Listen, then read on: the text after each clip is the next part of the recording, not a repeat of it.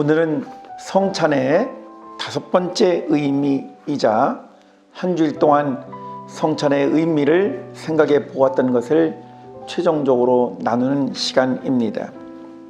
성찬은 하나님께서 현재하신다는 것, 예수님께서 우리와 동행해 주신다는 것, 성령님의 인도하심이 있다는 것을 우리는 매번 말씀을 통해서 눈치를 채시게 되었을 것입니다.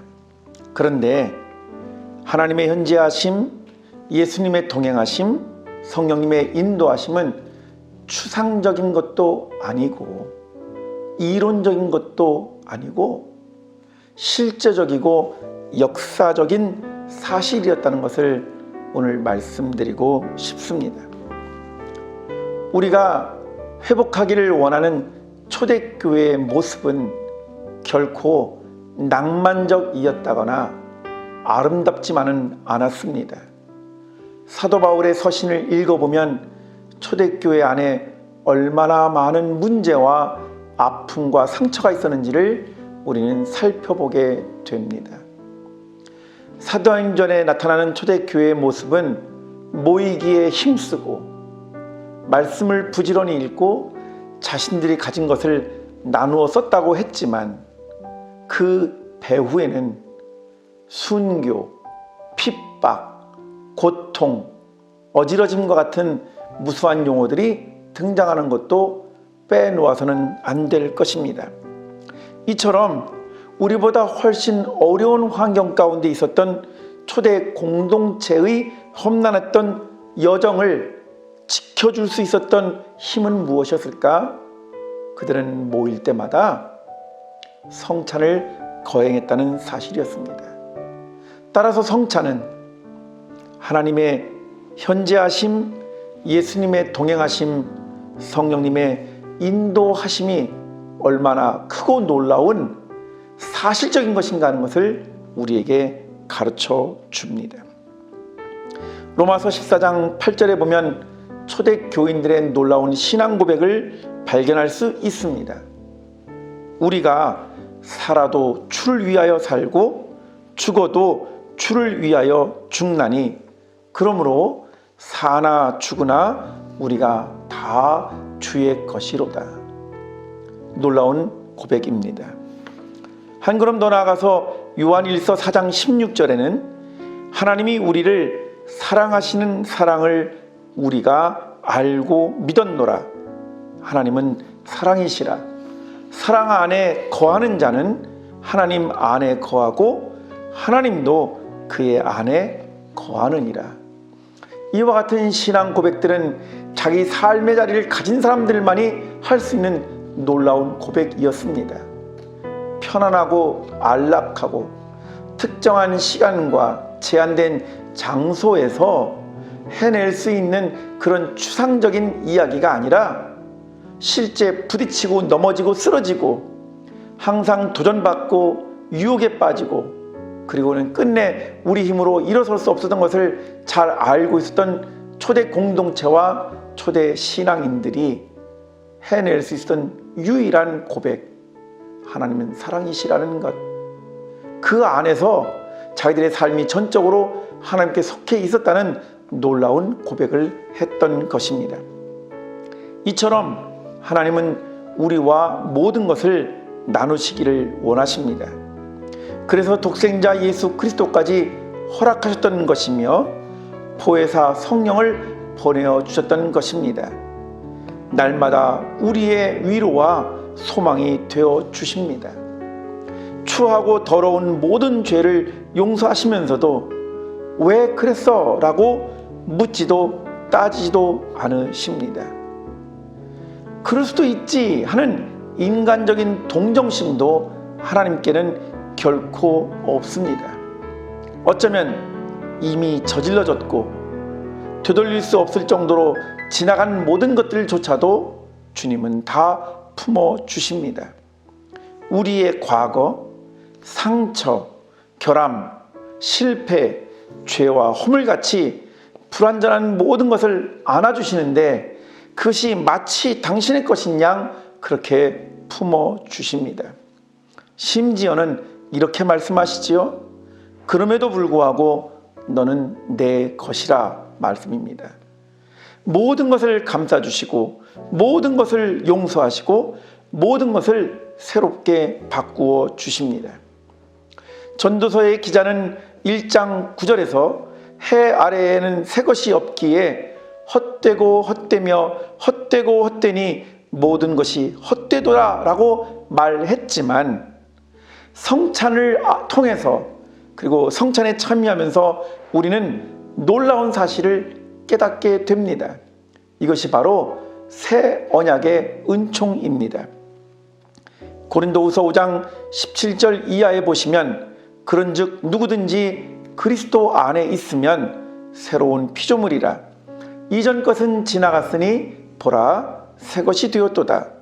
모든 것이 하나님께로부터 났으며 그가 그리스도로 말미암아 우리를 자기와 화목하게 하시고 또 우리에게 화목하게 하는 직분을 주셨으니 곧 하나님께서 그리스도 안에 계시사 세상을 자기와 화목하게 하시고 그들의 죄를 그들에게 돌리지 아니하시고 화목하게 하는 말씀을 우리에게 부탁하셨느니라. 고린도후서 5장 17절로 19절의 이 말씀을 우리가 곱씹어 생각한다면 여기에는 하나님, 그리스도, 우리, 세상, 화목이라고 하는 패러다임을 발견하게 됩니다. 우리는 이 말씀을 통해서 그리스도인들은 참으로 날마다 새로운 삶 가운데 초청을 받는다는 사실을 깨닫게 됩니다. 그래서 어제의 그늘과 상처에 주저앉지 말기를 간절히 부탁드립니다. 그 자리에 머물러 있지 마십시오. 오늘은 하나님이 선물로 허락하신 날마다 새로운 날인 것입니다. 초대 공동체는 모일 때마다 신자들끼리 성찬을 통해서 이와 같이 놀라운 깨우침과 신앙 고백을 했습니다. 초대교회의 예수님의 뒤를 따른다고 한 것은 고난을 의미하는 것이고 핍박을 상징하는 것이었고 죽음의 결과를 눈앞에 상정하고 살아야만 했었던 것입니다. 때문에 박해와 고난 가운데서도 세상을 이길 수 있었던 참된 원동력은 바로 성찬이었다는 사실을 우리는 배우게 됩니다. 한 걸음 더 나아가서 이 성찬은 우리로 하여금 교회라는 울타리 안에 결코 가두어둘 수 없다고 하는 것도 분명히 가르쳐 줍니다. 사랑하는 성도 여러분, 성찬을 통해서 하나님이 세상과 화목하게 하시기를 원한다는 놀라운 사실을 깨닫게 되었다면 그것이 하나님의 은혜의 방편이자 구원의 수단이라는 것을 여러분들이 인정하신다면 그러면 고통과 신음의 문제를 안고 살아가는 온 세계를 향해서 그들 모두를 성찬의 자리에 둘러앉을 수 있도록 초청하는 것이 우리 그리스도인들의 사명이며 과제인 것입니다. 누가복음 10장 37절에 보면 하나님의 사랑과 자비와 긍휼하심이 이 세상에 소망이 될 수 있도록 우리를 향해서 다음과 같이 초청하는 것을 보게 됩니다. 가서 너도 이와 같이 하라. 이 놀라운 말씀이 이제 성찬의 의미를 마무리 지으면서 우리 모두에게 있기를 간절히 소원합니다. 가서 너도 이와 같이 하라. 이 세상 삐뚤어지고 왜곡되고 그리고 모든 것이 뒤엉킨 이 세상을 향해서 살아계신 하나님의 현재하심, 그리스도가 우리와 함께 동행해 주신다는 사실, 성령님께서 항상 우리를 진리 가운데로 안내해 주신다는 이 사실을 선포하며 나아가며 세상과 대결하는 것이 아니라 세상과 하나님을 연결시키고 그렇게 해서 화목을 이루는 일들이 오늘 우리 교회와 기독교인들에게 주어진 사명이라는 것입니다. 그래서 감히 말씀드립니다. 성찬은 지금도 여기에서 우리 가운데 나누어지고 흐르고 있습니다. 성찬의 궁극적인 목적은 무엇입니까? 하나님이 만드신 온 세상이 그분 안에서 참된 구원과 행복을 누리기 위함입니다. 먼저 초청을 받은 우리들이 이와 같은 일에 감동하고 감사하는 마음으로, 그리고 기쁜 마음으로 제자의 삶을 살아낼 적에 하나님과 세상이 다시 하나 되는 놀라운 역사가 일어나게 될 줄로 믿습니다. 이번 사순절 기간을 통해서 우리에게 놀라운 성찬의 의미를 깨닫게 해주신 하나님 앞에 감사하는 마음으로 먼저는 우리 자신이 다시 한번 죄를 씻어내고 죄의 죽임으로부터 벗어나서 부활의 소망을 누릴 뿐만 아니라 절망 가운데 신음하는 세상에 참 희망과 용기를 선포하며 나아가는 우리 모두가 되어야 할 줄로 믿습니다. 저는 이 시간 마지막으로 17세기에 있었던 위대한 영성가 앙겔리우스 실레시우스의 기도문을 함께 여러분들에게 나누어 드리며 이 모든 것을 마치기를 원합니다. 하나님은 반드시 당신 안에서 태어나셔야만 합니다. 그리스도가 베들레헴에서 1000번이나 태어나신다고 할지라도 당신 안에서 태어나시지 않는다면 당신은 영원히 잃어버린 자로 남아있을 것입니다. 외적인 것은 결코 도움이 되지 않습니다.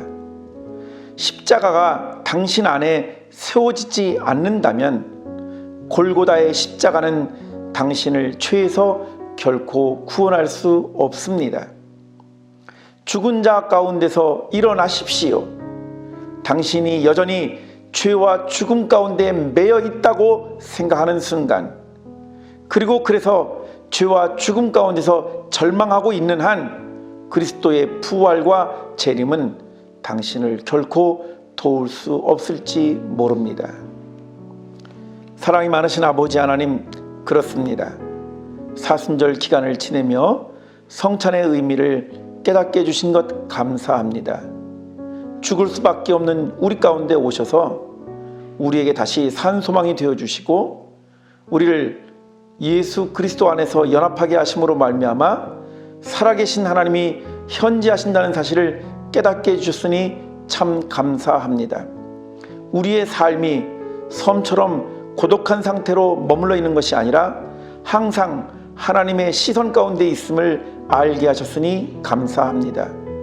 사람은 혼자가 아니라고 말씀해 주실 뿐만 아니라 실패와 좌절과 낭만과 고통과 절망 가운데서 실망하는 우리들 모두에게 다시 한번 새로운 삶과 생명 가운데로 초청해 주시는 놀라운 하나님의 은혜를 이 시간 기억하고 고백하며 우리도 주님께서 말씀해 주셨던 그 은혜의 약속의 말씀을 세상을 향해 선포하며 나아가기를 원합니다.